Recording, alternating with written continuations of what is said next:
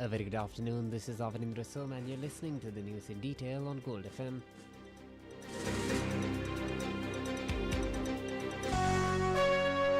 The news headlines on Gold FM.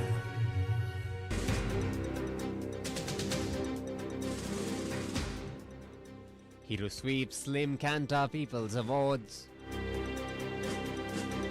New feature introduced for fuel QR system. No confidence against Energy Minister handed over to the Speaker. Qatar says Iran crossed red line with Ras Laffan attack. Saudi urges not to test patience. Trump threatens to blow up South Pass gas field. Murderers must pay, warns Iran's supreme leader.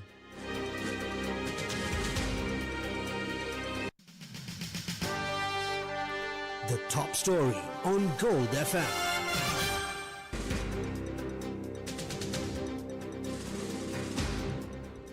The Slim Kanta People's Awards 2026 concluded with a sweeping victory for the Asia Broadcasting Corporation. Hero TV secured the prestigious Television Channel of the Year and Youth Choice Television Channel of the Year titles. It also cemented its lead as the News Provider of the Year. In the entertainment categories, Hero Star claimed Television Program of the Year, while Pata Kurullo took the award for the most popular teledrama of the year. Its lead, Sajid Anthony, received the Actor of the Year trophy. On the airwaves, Hero FM celebrated a dual win as Radio Station of the Year and Radio Program of the Year for Dijara and Paspera. Dijara also earned the individual distinction of Radio Presenter of the Year. Shah FM maintained its popularity among younger listeners as the Youth Choice Radio Station of the Year, and Suryan FM captured the Tamil Radio Station of the Year award. These accolades reflect the strong trust and reliable response from a vast national audience. By elevating the standards of audio-visual media in Sri Lanka, the network continues to reach new milestones in the industry and expresses deep gratitude to the viewers for their unwavering confidence.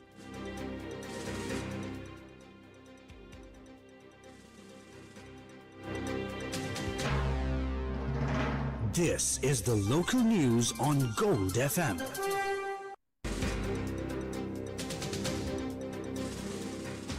The situation at fuel stations showed signs of improvement following the introduction of the odd-even fuel distribution system for today, aimed at controlling long queues that persisted despite the QR code system.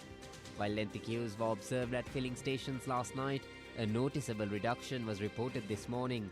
Under the odd-even system, fuel is issued based on the last digit of a vehicle's number plate. Vehicles with number plates in odd numbers are allowed to refuel on odd dates, while those ending in even numbers or zero can obtain fuel on even dates. Meanwhile, a new override feature has been introduced to address issues related to the fuel QR system. The Ministry of Digital Economy stated that this feature allows users to remove their previous registration. Users can then re-register using the correct vehicle and chassis details under a new mobile number to obtain a fresh QR code. This move is expected to resolve issues faced by those who no longer have access to the mobile number used during initial registration before 14th of March.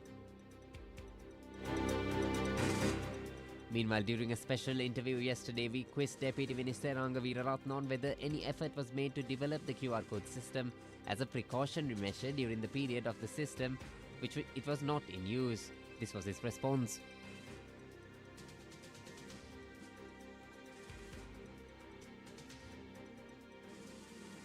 You mentioned that it's always more efficient to use existing system than build a new one. It's been years since we last used this system. Was there any effort taken to develop this when there was no demand, when there was no need for it, at a time where you can quite easily develop this system without it being live also? Was there any effort taken by the ministry? We now know that your government has a Ministry of Digital Economy as well. Was there any effort taken to develop these systems to use once we need it? No, we didn't have any effort because in Sri Lanka there are so many areas for this digitalization. So we have given much higher priority to get the digital ID, digital data exchange, and so on, and also even the government department digitalizations and so on. That's a huge. But in hindsight, I'm sure you believe that you should have. Maybe like, but still, even if thought came at that time, since there's a system that has been used and has shown effectiveness of the solution, you would never gone for a new system. Even that thought came before this. There's one more concern being put out there, that is that people like, let's say, farmers, or even farmers I know have an incentive, but people operating motorized grass cutting machines as well as fishermen might not have access to the technology to use a QRs. Would they be completely outside, and would it once again raise questions as to how reliant we can be on this system to police fuel stations as well? The mechanism to support those different non-vehicular fuel use cases are now being laid out by those individual sector committees, and those will be taken care of within fuel's QR code itself in certain cases and outside the system in some other cases. In more local news, the managing director of the Ceylon Petroleum Corporation, Dr. Mayuran Ethikumarage, once again reassured that fuel stocks have already been secured through confirmed orders until the end of April. In the interest of clarity, we refrain from dubbing his remarks. අපි ඊයේ දවස ඇතුළත අප්‍රේල් මාසයේ තෙල් ඇනවුම් සියල්ල ස්ථිර කරා. ඒ අනුව ගත්තාම අප්‍රේල් මාසයට තව තෙල් නැව් 5ක ඕඩර් එකක් ස්ථිර කරා ඊයේ දවසේදී. ඒ අනුව අප්‍රේල් මාසයේ අග වෙනකන් දැන් මේ වෙද්දි නෞකා තියෙනවා. ඒ අනුව ගත්තාම කිසිම තෙල් සම්බන්ධයෙන් කිසිම ගැටලුවක් නැහැ. අප්‍රේල් මාසයේ තව තෙල් ගන්න ඇත්තටම ඉඩක් නැහැ. කියන්නේ දැන් තියෙන ප්‍රශ්නේ තෙල් බාන්න විදියක් නැහැ. මොකද අපි පහුගිය ටිකේ අපි ඇත්තටම බලාපොරොත්තු වුණා සමහර වෙලාවට අපි ඕඩර් කරපු තෙල් නැතුව යීමේ සම්භාවිතාවක් තියෙයිද කියන සැකේ තිබුණා. ඒ සැකේ තියෙන හින්දා අපි තවත් වැඩිපුර අපි කියන බෆර් ස්ටොක්ස් වලට තව ඕඩර් කරා. එතකොට දැන් තියෙන්නේ ඇත්තටම ගත්තාම තවත් අප්‍රේල් මාසේ තවත් එක නැවක්වත් බාන්න ඉඩ නැහැ තෙල් සංස්ථාවේ. එතකොට ඊළඟට ඒකෙ හින්දා අපි මේ විදිහ සාකච්ඡා කරමින් හිටියා චීනය, ඉන්දියාව, රුසියා වගේ රටවල් බොහොමයක් එක්ක. එතකොට ඒවත් අපි දැනුම් දීලා දෙනවා අපිට අවශ්‍ය වුණොත් අපි ඊළඟ මාසේ මැයි මාසේදී අපිට අවශ්‍ය වුණොත් එහෙම අපි ඒගොල්ලන්ගෙන් ඉල්ලනවා කියලා. මොකද දැන් උදව්වක් කරන්න කෙනෙක් හිටියට අපිට පුළුවන්කම තියෙද්දි ඕඩර් කරන්න ඒගොල්ලන්ගෙන් ඉල්ලපුවම හදිසි අවස්ථාවකදී ඉල්ලන්න විදියක් නැතු වෙනවා. ඒකින්ද අපි ඒ සහන ඒ විදිහටම ආරක්ෂා කරගෙන අපි අප්‍රේල් මාසයේ ටික තහවුරු කරගත්තා. National organizer of the Sri Lanka Pudujana Peramuna, in the meantime, MP Namal Rajapaksa, highlighted the necessity for a long-term strategic plan as far as Sri Lanka's energy security is concerned. He made this comment at Beyond World Pulse when he was pressed on the situation in the Strait of Hormuz and its impact on Sri Lanka. It is high time that they have a long-term strategy, and this is something that we would have thought 20 years ago about completing the fuel tanks what we have and also looking for renewable energy sources to be expanded in Sri Lanka. But unfortunately, as you know, in subcontinent certain domestic politics keeps on changing, the policies keep on changing. But I think at the moment it's about engaging and making sure that the nations that can influence for a peaceful settlement must engage aggressively to make sure that the conflict at least hold for a period of time, and then countries like us must make sure that we engage with our friendly neighbors and friendly partners to make sure that the supply chain continues. Chief Opposition Whip Gayantha Karunatilaka announced that a motion of no confidence against Energy Minister Kumara Jayakodi was handed over to the Speaker of Parliament. The move received broad support from the opposition, with opposition leader Sajith Premadasa and representatives from the Samagijana Balavege signing the document. In more local news, the United States Special Envoy for South and Central Asia, Sergio Go, arrived in Sri Lanka today. During his stay, Go will hold high-level discussions with senior government leaders to strengthen the long-standing partnership between Washington and Colombo. The US State Department confirmed the visit focuses on securing vital sea lanes, protecting regional ports, and expanding commercial ties. These talks align with broad efforts to ensure a free and prosperous Indo-Pacific. Investigations revealed that thick smoke caused the bus near the Thurusavana area on the Tissamatra main road, which claimed 4 lives. The police are searching for the individuals who set fire to the roadside paddy fields as they reportedly fled the area shortly after the incident.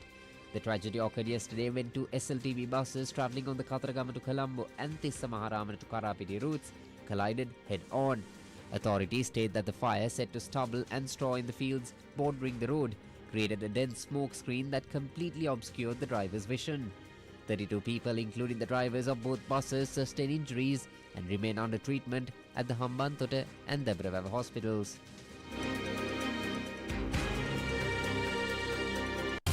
Now for some news in brief.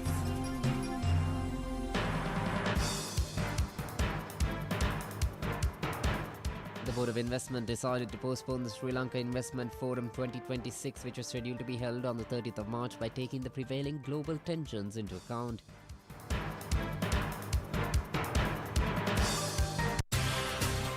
The business news on Gold FM.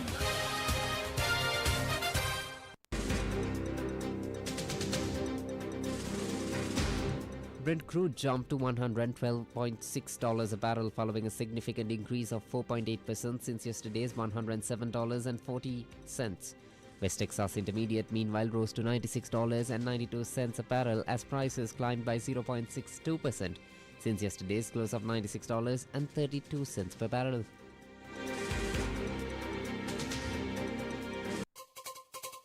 International news on Gold FM.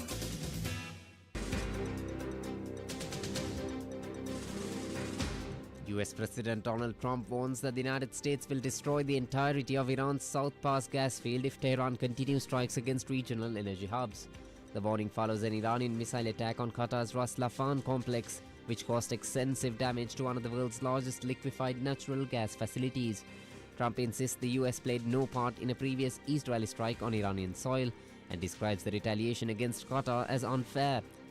Meanwhile, in the Persian Gulf, maritime authorities report that a vessel is on fire in the Strait of Hormuz after being hit by a projectile. Now, in the meantime, in such a backdrop, speaking to Indian media, Iran's Deputy Ambassador Mohammad Javad Hosseini says that the Strait of Hormuz is open for India. They should end the war, not ceasefire. Because the last time we had a ceasefire, but this ceasefire changed again to another attack on Iran. The Strait of Hormuz, it is not closed. But we only let those countries who are the friends and who are not friends with our enemy to pass. Those who are actually supporting America, the Israeli, they cannot pass it. But still the strait is open. Meanwhile, major airlines including British Airways and Cathay Pacific suspended flights to the region as several nations, including Saudi Arabia and the United Arab Emirates, reported intercepting missiles aimed at their own oil and gas infrastructure. Against a backdrop where tensions continue to escalate, the Pentagon is reportedly seeking an additional $200 billion from the White House to fund the ongoing military operations. Reported by the Washington Post, the money would surpass the cost of the US campaign in the Middle East to date, though it remains unclear how much the White House will ultimately ask Congress to approve. The cost of the first week of war in Iran has exceeded $11 billion, with further requests to Congress likely to be met with resistance from inside the Republican Party as well as from Democratic politicians. Entertainment news on Gold FM.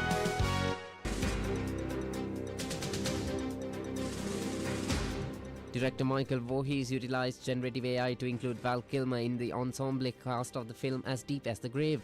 Although Kilmer was cast as the Father Fenton 5 years before he died in 2025, throat cancer prevented him from filming any scenes.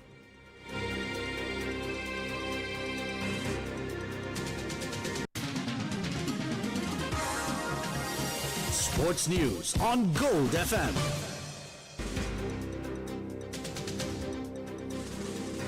92nd Battle of the Saints between St. Peter's College Colombo and St. Joseph's College Colombo commenced at the SSA today. Winning the toss, The Peterites won the toss and invited the Josephians to bat first. As of the lunch break, St. Joseph's was at 77 runs for the loss of no wickets. Both Avisha Samash and Yenradatan Ranir was unbeaten at 48 and 24 runs respectively. Meanwhile, the 121st Lovers' Quarrel between Richmond College Gaul and Mahinda College Gaul is currently underway at the Gaul International Cricket Stadium. As of the lunch break, Richmond was at 47 runs for the loss of 2 wickets. Lionel Messi became only the second player in history to reach 900 top-level career goals after scoring in Inter Miami's match against Nashville SC. The Argentina international secured the landmark goal after just 7 minutes at Geodis Park in Tennessee during the CONCACAF Champions Cup last 16th second leg tie. The 38-year-old forward holds a record of 81 goals in 92 appearances since signing in June 2023 to assist Inter Miami in winning the League Cup and MLS Cup. And And that's all the news for now. Stay tuned to Gold FM for the latest updates. This is Avinindra Soma for Gold FM News.